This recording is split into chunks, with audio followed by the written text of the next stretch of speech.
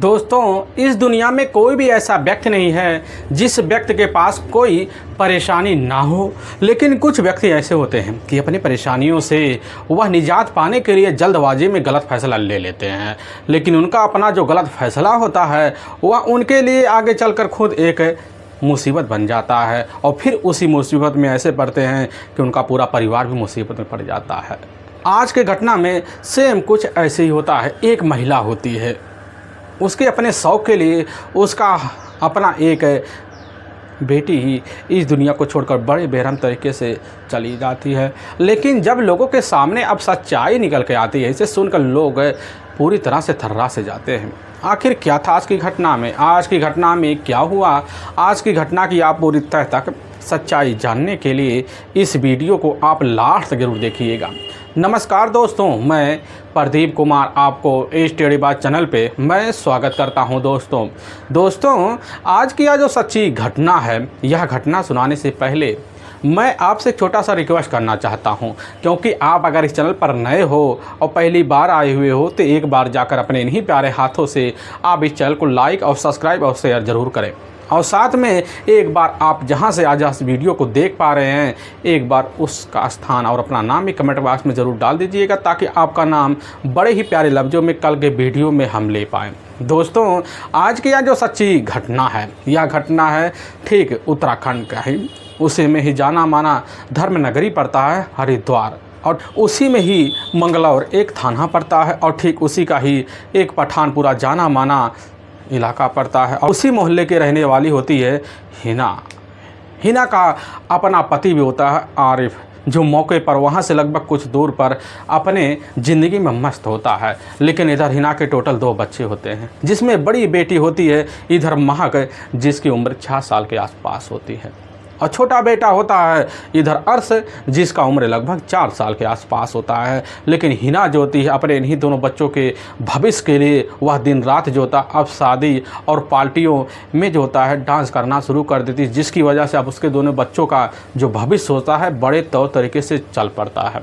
लेकिन इसी बीच अब अपने बच्चों की सेवा पाने के लिए हिना जो होती है अपनी ही बहन अब आरजू को भी अपने घर बुला लेती है, ताकि दोनों बच्चों को सेवा पानी और साथ में पढ़ाई की व्यवस्था बड़े तौर तरीके से अब घर में हो पाए। आरजू आती है अपने बहन और अपने ही बहन के दोनों बच्चों के साथ अपने ही बहन के घर में रहना शुरू कर देती है। लेकिन खूबसूरत तरीके से खाई खुशियाँ का माहौल की तरह हिना का घर चलता है। लेकिन तभी मैं बात कर रहा हूँ 1 जनवरी का ही। अब सुबह के टाइम होता है तो हिना को अपने सहेलियों के द्वारा पता चलता है कि यहाँ से लगभग कुछ दूर पर एक गांव है। उसी गांव में मौके पर अब बड़े ही घराने की बारात आई हुई है। अब हिना जैसी खबर पाती है, पाने के बाद उसी वक्त सुबह सज धवर कर अपनी ढोलक लेती है और साथ में कुछ कपड़े लेती है और एक बैग लेती है, और लेने के बाद ठीक अपने सहेली के पास पहुंच जाती है। और वहां से जो होता है अब बारात में डांस करने के लिए अब हिना भी निकल जाती है। लेकिन जैसे ही अब रात का 10:30 बजे के आसपास का टाइम होता है तो अपने घर पहुंचती हिना उसी समय अपनी बहन आरजू को अपने पास बुलाती है। कहने लग जाती कि हमारे दोनों जो बच्चे हैं वह दिखाई नहीं पड़ रहे हैं, हिना वह दोनों कहाँ गए? और जैसी यह बात है इधर आरजू सुनती है, सुनने के बाद कहने लग जाती है कि दोनों जो बच्चे हैं वह शाम के टाइम बाहर जो अंकल जी की दुकान है उस दुकान पर चॉकलेट लेने के लिए गए हुए थे, लेकिन अभी तक लौटे नहीं। और यह बात जैसे ही हिना सुनती है पूरी तरह से हिल से जाती है। ऐसा लगता है कि आज पैरों नीचे से अब ज़मीन सा खिसक गया है। अब रात का 10:30 बजे के आसपास का टाइम होता है तो उस वक्त हिना अपने दोनों बच्चों की तलाशी के लिए अब कहाँ जाए, और जिस दुकान पर जाती पता चलता है वह चाचू को जो दुकान है मौके पर बंद है।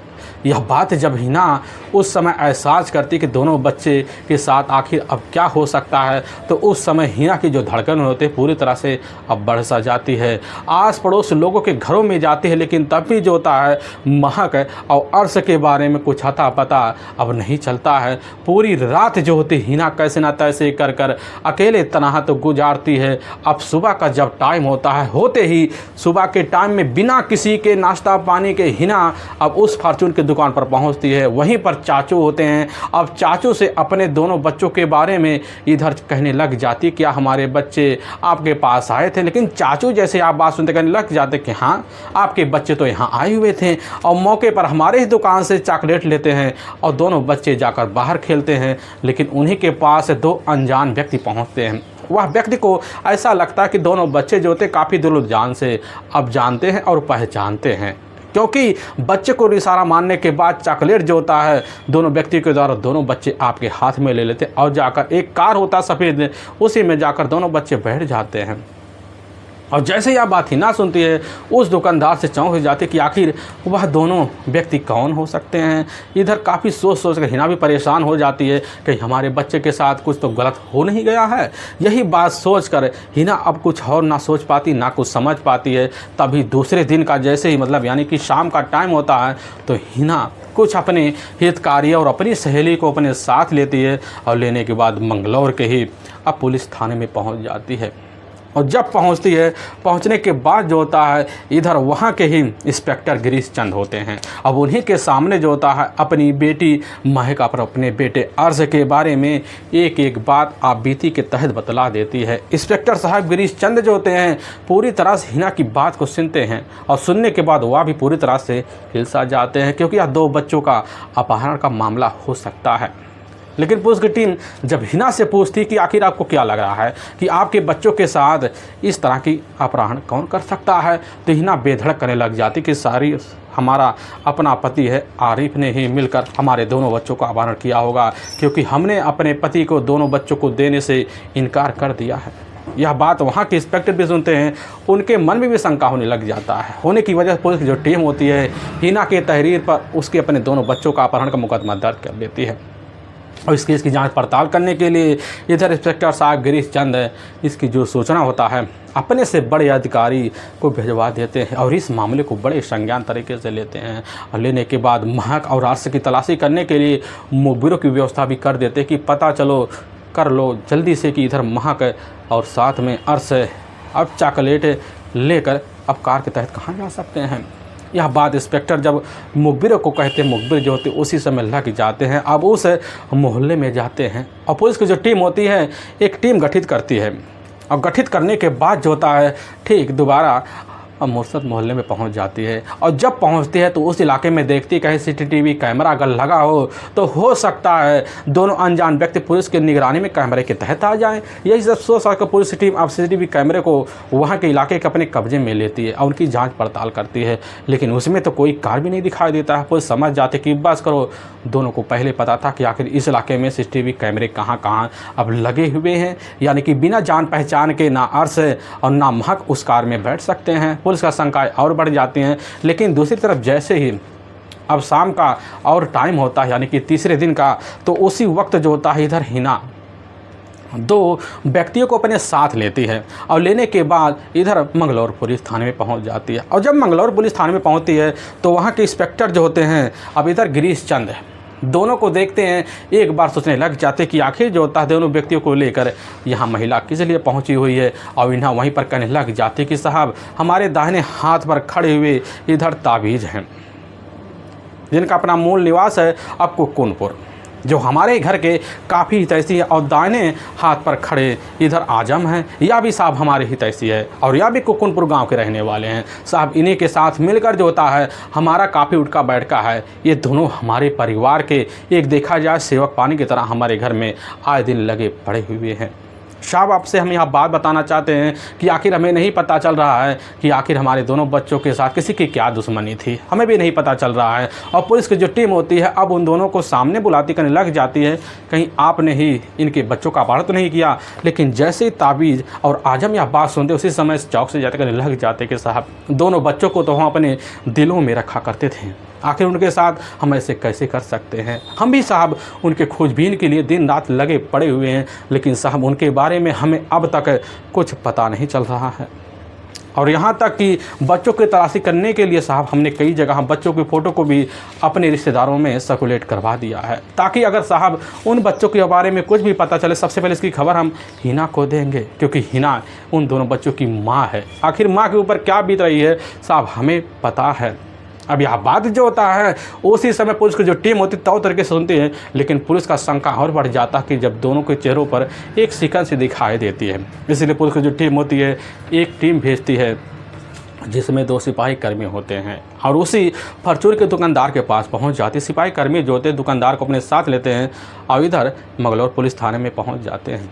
अब पुलिस थाने में जो होता है अब दुकानदार को उसी समय बैठा है, लेकिन चंद मिनट के अंदर जो होता है अब जाकर दोनों यानी कि वही अब आजम और साथ में ताबीज एकाएक आकर खड़े उस दुकानदार के सामने हो जाते हैं। लेकिन दुकानदार जैसे दोनों का चेहरा देखता उसी समय शक पकाते हुए कहने लग जाता कि साहब यही तो दोनों व्यक्ति हैं जो दोनों बच्चों को बहला फुसला कर चॉकलेट देते हुए अपने कार में ले जाकर और बैठा लिए थे।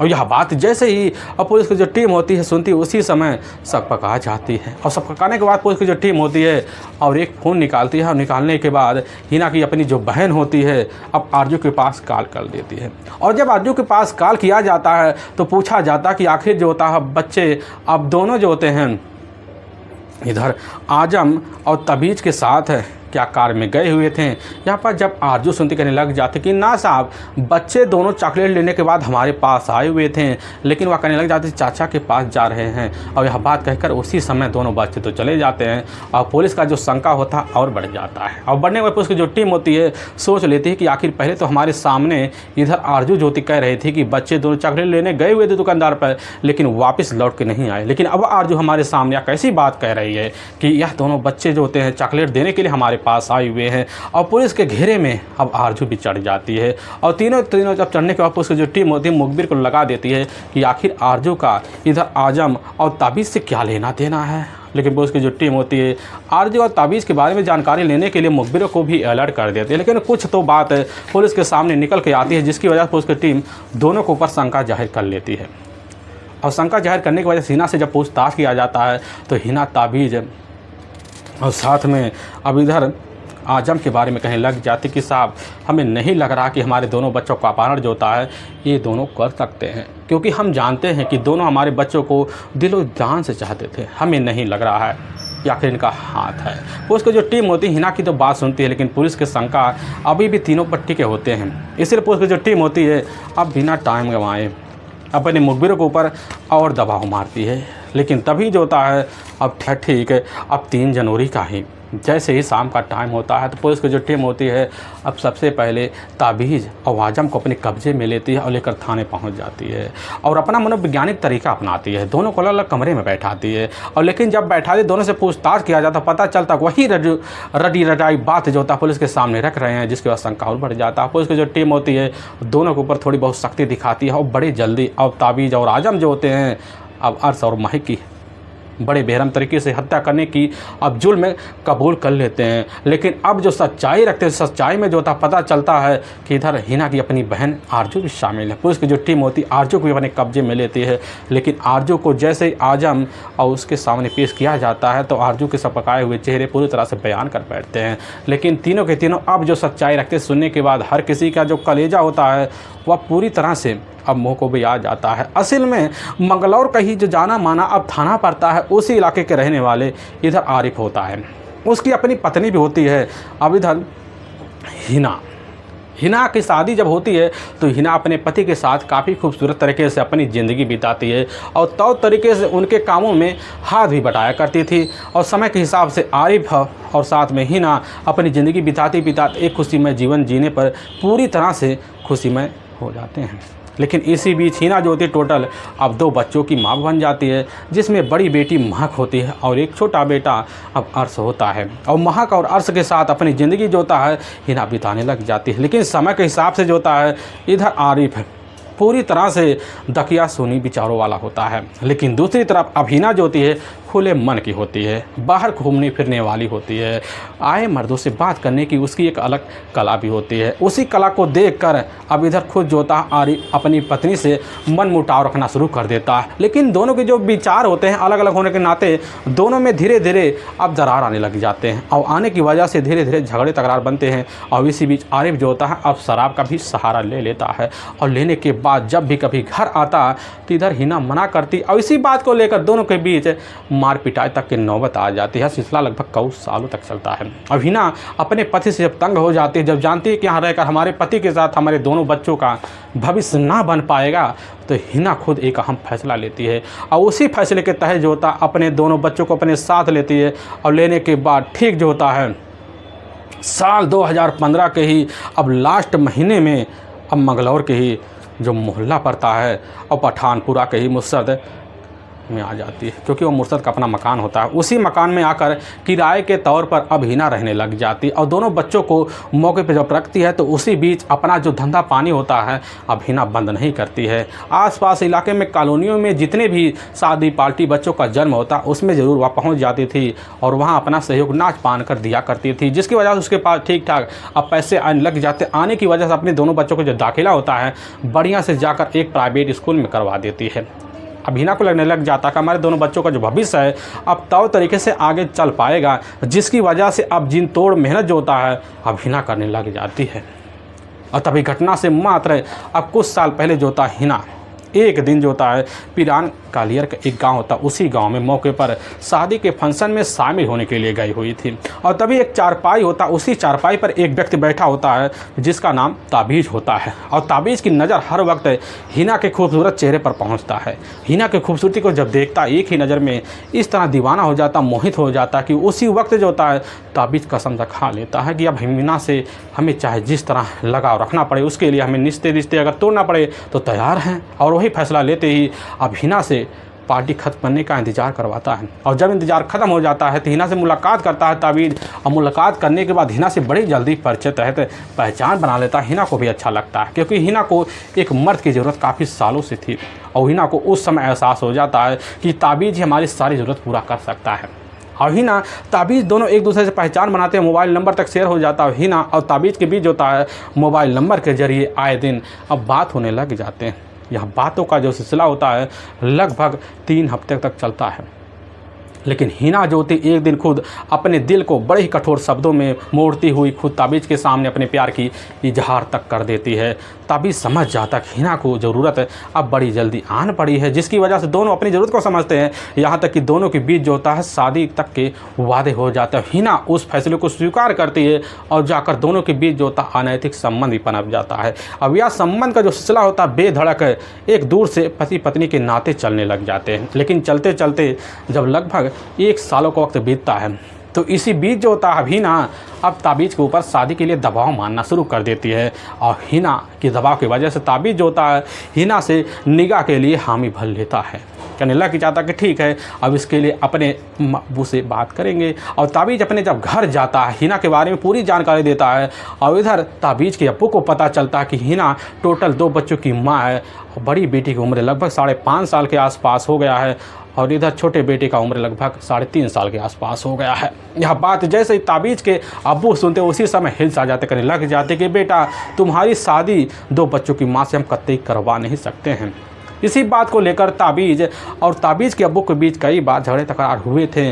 लेकिन जब ताबीज़ पूरी तरह से समझ जाता है कि अब जो होता है हमें उन बच्चों को भी छोड़ना पड़ेगा और बार बार ताबीज़ हिना के सामने जाता कहने लग जाता कि तुम्हें अपने बच्चों को अपने घर ही अपने पति के पास छोड़ना पड़ेगा और हमारे साथ अगर निगाह करना है तो बिन बच्चों को निगाह करना पड़ेगा। यह बात जब सुनती है, सुनने के बाद हिना उसी समय झगड़े तकरार जो होता खुद जाकर ताबीज़ से करती है। लेकिन ताबीज़ तो था हिना का प्रेम दीवाना, जिसकी वजह से वो उसी समय बड़ा ही खतरनाक फैसला ले लेता है। और फैसला लेने के बाद हिना के बहन के पास जाता है और जाने के बाद कहने लग जाता है कि अगर तुम अपनी बहन की दोबारा निकाह करवाना चाहती हो तुम्हें हमारा साथ देना पड़ेगा, क्योंकि दोनों जो बच्चे हैं वह बच्चे हमारे निगाह में अड़ंगे बन रहे हैं। और पूरी तरह से और ताबीज़ जो होता है जाकर आरजू को तो तरीके से अपनी बातों में उलझाते हुए अपने ही प्लान में शामिल कर लेता है। और हिना ठहरी एक नादान बच्ची जो बड़ी जल्दी ताबीज़ के बातों में आ जाती है और आने की वजह से वह भी अपने बहन के दोनों बच्चों को अपने रास्ते से हटाने के लिए तो तरीके से ताबीज़ के साथ मिलकर प्लान बना लेती है। और ताबीज़ का ही एक अपना अब करीबी दोस्त भी होता है जो ठीक इधर उसी मुक्कनपुर गांव का ही रहने वाला होता है, जिसका नाम आजम होता है। आजम के पास ताबीज़ जाता है, काफ़ी सारे पैसों को लालच देता है। आजम जो होता है अब ताबीज़ की बातों में आ जाता है और तीनों मिलकर अच्छे समय का इंतज़ार करते हैं, क्योंकि पहले से जो होता है ताबीज़ का हिना के घर आना जाना होता है और हिना के दोनों जो बच्चे होते हैं ताबीज़ को ही अब अब्बू कहना शुरू कर देते हैं। अब्बू कहने की वजह से काफ़ी घनिष्ठ इधर जो होता है परिवार से संबंध हो जाता है, जिसकी वजह से दोनों बच्चों अब अब्बू इधर ताबीज़ को मान बैठते हैं और इसी का फ़ायदा ताबीज़ जो होता है उठाने के लिए हर वक्त तैयार खड़ा हो जाता है। अभी 1 जनवरी साल 2019 का ही शाम का जैसे ही अब 7 बजे के आसपास का टाइम होता है तो उसी वक्त जो होता है आरजू को एहसास हो जाता है कि दोनों आकर मौके पर कार लेकर बाहर खड़े हुए हैं और दोनों बच्चों का इंतज़ार कर रहे हैं। तो आरजू अपने बहन के दोनों बच्चों को उसी समय कह देती है